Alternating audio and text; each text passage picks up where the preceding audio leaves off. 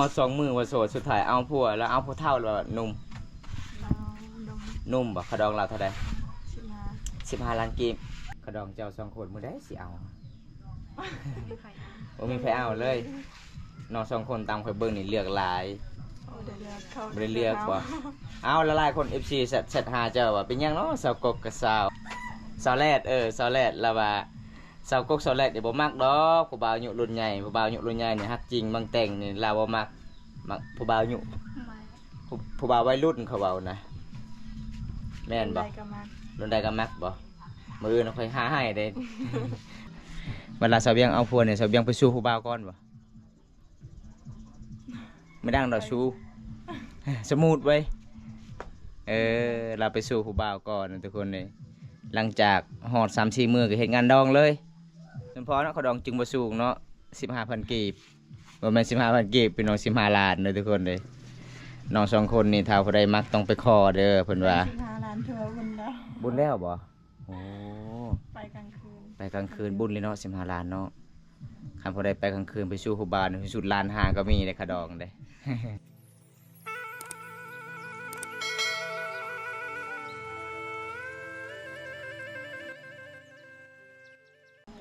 วันนี้พ่อสาวสวย2 คนทุกคนเลยสาวขี้คานบาทนะนี่นะ น้องๆบอกว่าอากาศร้อนไปใส่บ่ได้มื้อนี้ก็เลยพักผ่อนต่อเลยทุกคนเลยเจ้าก็บ่เลี้ยงแบบบ่นี้อ๋อจะปล่อยเลยระวังได้ไปกินมันต้นกับเจ้าได้น้องเอ้ย ก็ได้ยินข่าวเขาว่าสะกกเอาผัวอะไรได้แม่นบ่งานดองพอได้2-3 มื้อนี่นะบ่แม่นบ่งานดองสะกกสาวเบียงเอาผัวแท้ป้าทุกคนตอนนั้นว่าโสดเนาะ มอ2 มือว่าโสดสุดท้ายเอาผัวแล้วเอาผู้เท่าแล้วนุ่มบ่ขะดองเราเท่าใด15 ล้านกีบแล้วก็มีงัวโอ้ขะดองเจ้า2 คนมื้อใดสิเอาบ่มีใครเอาเลยน้อง2 คนตามข่อยเบิ่งนี่เลือกหลายบ่ได้เลือกบ่เอาละลายคน FC เซตหาเจ้าว่าเป็นหยังเนาะสาวกกกับสาวอีหยังลืมแล้วชื่อเจ้าจริงๆสาวแรดสาวแรดแล้วว่าสาวกกสาวแรดนี่บ่มักดอกผู้บ่าวอายุรุ่นใหญ่ผู้บ่าวอายุรุ่นใหญ่นี่ฮักจริงบางแต่งนี่ลาวบ่มักผู้บ่าวอายุผู้บ่าววัยรุ่นเขาเว้านะแม่นบ่รุ่นใดก็มักบ่มื้ออื่นค่อยหาให้เด้ น้องเอาแท้บ่ผู้บ่าวมาละลายคนบ่าวพังไทยอยากไปเบิ่งตัวจริงเขาว่าอยากไปเบิ่งตัวจริงสาวกกกับสาวแรดนี่สาวสวยหน้าใหม่ในหมู่บ้านพุ่งมีไปไล่แบ่เจ้าก่อนแบ่เข้าหานแล้วสาวแซกไปไสมื้อนี้สาวแรดไปเฮ็ดงานเอ้าเจ้าเป็นหยังคือบ่อยากไปเฮ็ดงานมีเงินแล้วบ่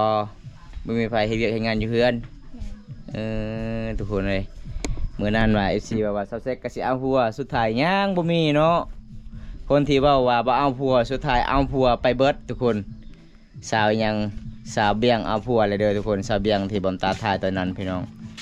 สาวเบียงได้พ่อกับแฟนลาวนี่ประมาณจักมื้อน้องคือเอาไว้แท้เฮ็ดดองไว้แท้แต่ดนแล้วโอ้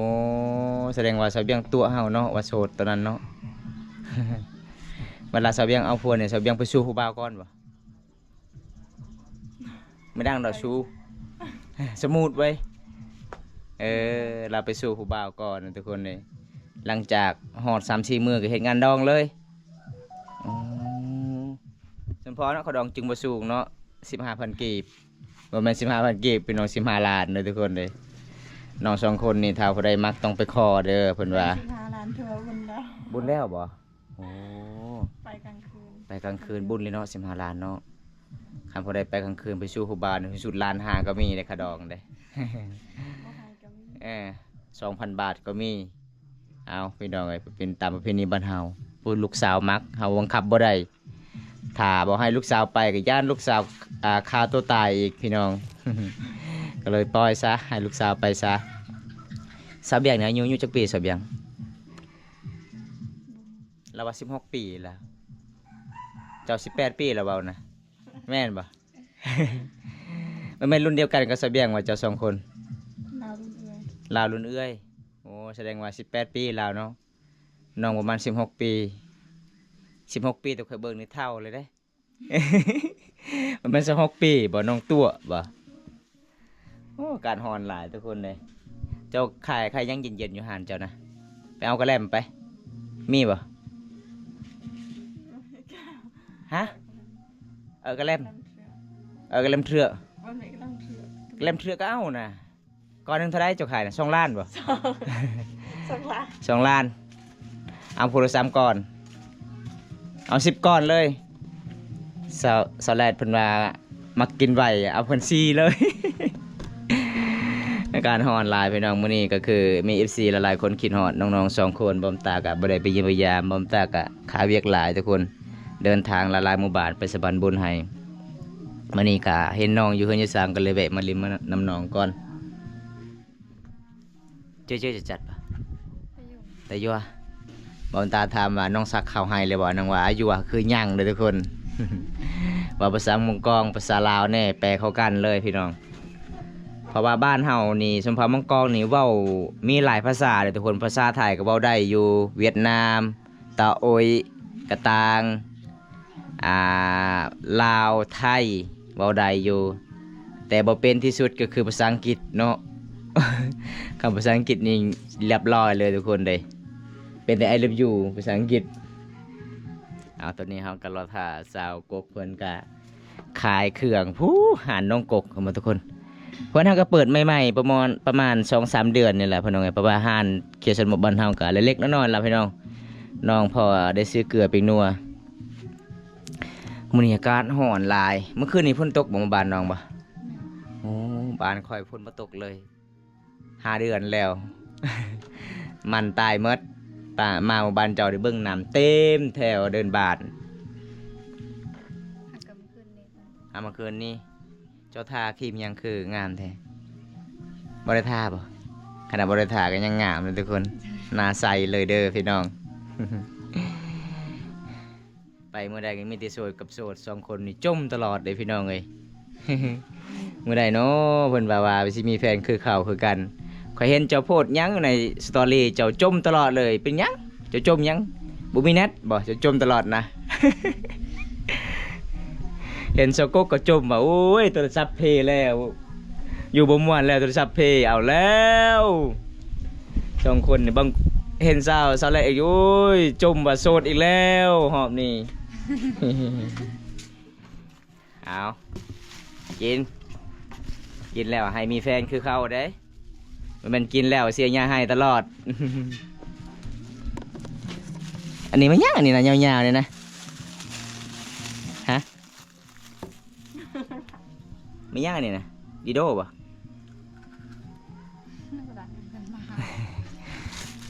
นี่ไอ้ถามเจ้า2 คนนี่ขันระวังผู้บ่าวนี่จะเลือกอันใดตัวนี้ตุ้ยตัวลาตัวนี้จอยแต่มันสูงจะเลือกนะ2 คนนี่ ฮะจะเลือกได้สอแรดผู้บ่าวนี่เอาคนหนึ่งผู้บ่าวเตี้ยคนหนึ่งผู้บ่าวสูงคนหนึ่งขาวคนหนึ่งดำเห็นป่ะผู้บ่าวคือกันเขาเลือกน่าจะว่าผู้บ่าวรุ่นใดก็ได้ต้องเลือกอันนี้ก่อนจึงค่อยเบาได้ เลือกสูง ตัวนี้จะเลือก แต่ตัวมันดำนี่น้องไงเอาอ่ะ ตัวดำก็เอาอ่ะ โอ้ตามคอยเบิ้งเสือกกนี่เลือกตัวนี้เสือกกนี่แล้วเลือกตัวใหญ่แต่มันเตี้ยตุยเอาผู้บ่าวความมักบ่คือกันเราว่าดำก็อยากแต่มันสูงนี่ทุกคน หยอกหนอนทุกคนเลยมาเด้อทุกคนกินไอติมนำกันเด้อ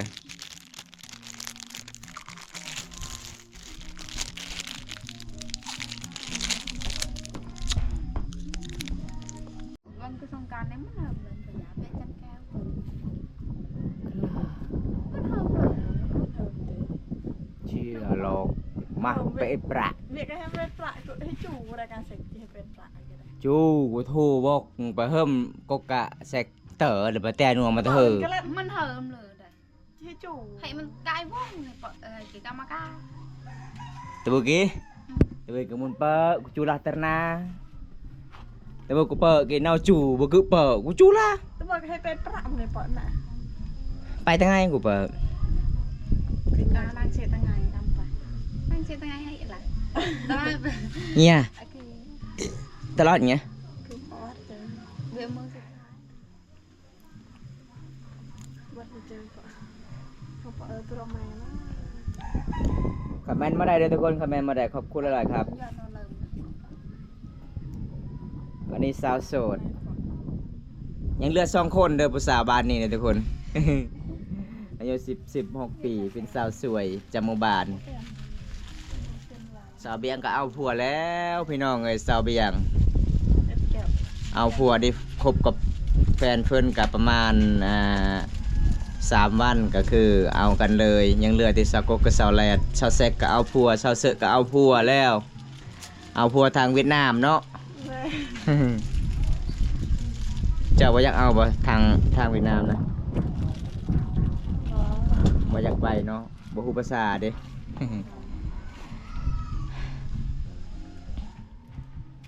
สาวสาวยังสาวกกใหม่ดูเด้อ น้องสาวกกบ่สาวกก FC บ่ว่าบ่วงนี่เป็นแฟนกับสาวกาแม่นบ่บ่ฮู้บ่สาวกาคือเอ้ยเจ้าเนาะแต่เจ้าบ่ฮู้จักอ๋อแสดงว่าบ่แม่นแฟนกันเนาะอันนั้นเนาะ เป็นหมู่คู่กันเด้อทุกคนเลย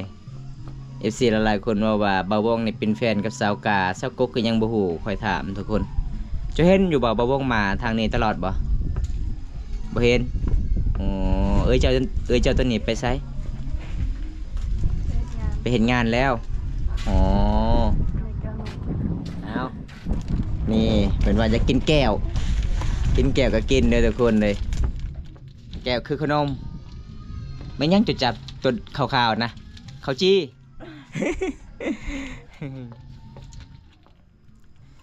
ทักทายสบายดีพี่น้อง340 ปลายคนคอมเมนต์มาได้เด้อทุกคนเลย มาเยี่ยมสาวกกสาวแรดคือเก่า FC หลายๆคนคิดหน่อยแต่บอมตาไปเยี่ยมพยายามมื้อนี้บ่มีหยังมาเยี่ยมมายามน้องก็มีแต่น้องซื้อให้บอมตากระแลมแล้วก็ขนมให้กินอีกเด้อทุกคนใจดีขนาดเลย แต่บอมตาบ่กล้ากินก็น้องว่าคันถ้ากินต้องเสียเงินเด้ อากาศร้อนหลายเลยทุกคนในหมู่บ้านน้องเพราะว่าฝนตกเมื่อคืนนี้บ้านเมื่อนี้ก็คืออากาศร้อนแท้ร้อนว่าเลย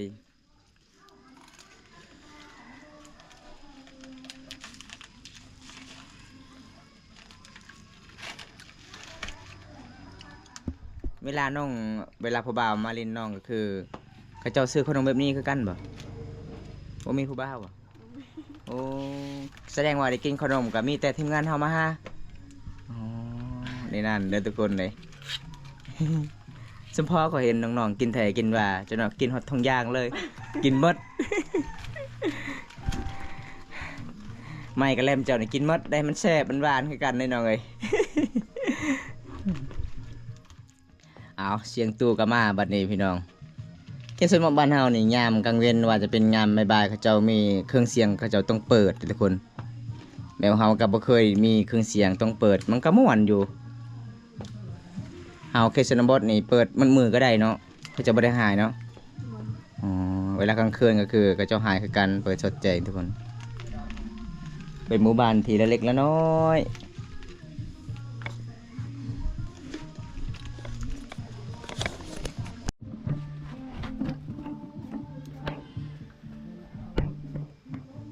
สาวแรดผู้บ่าวเจ้านี่บ่ฮะโม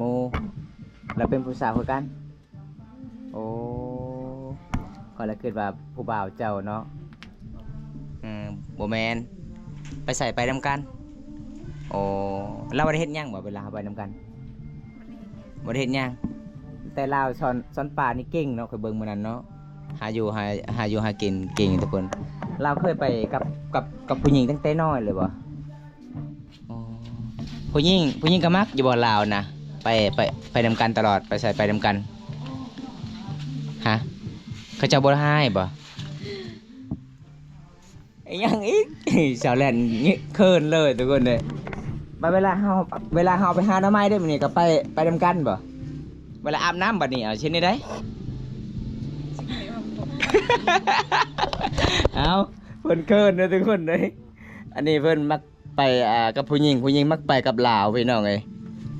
ผู้หญิงก็คือมักขนาดเลยไปกับลาวก็คืออยากเป็นผู้หญิงคือกันเป็นสาวยังเคิน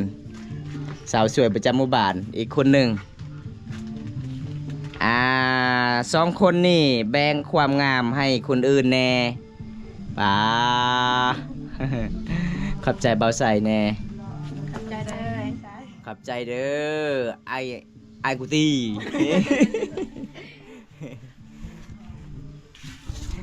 ได้ยินอยู่บ่เบาใส่ผู้สาวว่าขอบใจไอกูตีเด้อไวกันเนาะเบาใส่ขี่รถจักรเต็มเมืองนองฮอดเซโนฮอดสวรรค์ประมาณ3 ชั่วโมงป้าเก่งขนาดเลยขี่รถทุกคนเลยขนาดไปค่อยได้ เพิ่นหัวคักเลย สาวกกสาวแรกคิดฮอดเด้อเบาใส่เอ้ยมื้อได้สิมาแล้วว่าคิดฮอดเบาใส่ก็ว่าใจดีทั้งหล่อทั้งใจดีเพิ่นว่าแต่เสียดายเบาใส่บ่มักผู้สาวทางเมืองนองเพิ่นว่าโอ้เสียดายหลายเลยส่วนหลายนี่เบาใส่นี่มักผู้บ่าวทางมันเป็นผู้บ่าว มักผู้สาวทางกรุงเทพเนาะรอเบาๆใส่รอจักเปอร์เซ็นต์จะเห็นเหรอฮะ100 ซอแลดเด้ฮะคือกันเสียงค่อยๆขนาดเลยทุกคนเบาใส่แล้วเลยเบาใส่เอ้ยเจ้านี่ ความรอก็คือน้องว่ารอแต่รอค่อยๆ สวัสดีบ่มีหยังเอาให้เด้อเพิ่นว่าเอา เพิ่นว่าบ่มีหยังเอาให้เด้อมีติใจเนาะเอาให้ใจก็ได้มาฝากอยู่นำ2 คนนี่มาฝากอยู่บ้านพูนบางมีก็ได้เด้อเบาใส่เอ้ยน้อง2 คนกินฮอดหลายอากาศมันฮอดเป็นจังได๋ฝนฟ้าอากาศทางซิโนมื้อนี้อากาศฮอดคือกันบ่เบาใส่ทางนี้อากาศฮ้อนแท้ฮ้อนว่าเลยค่อยจนสิกลับบ้านบ่ได้เลยมื้อนี้ยานตีนรถสอด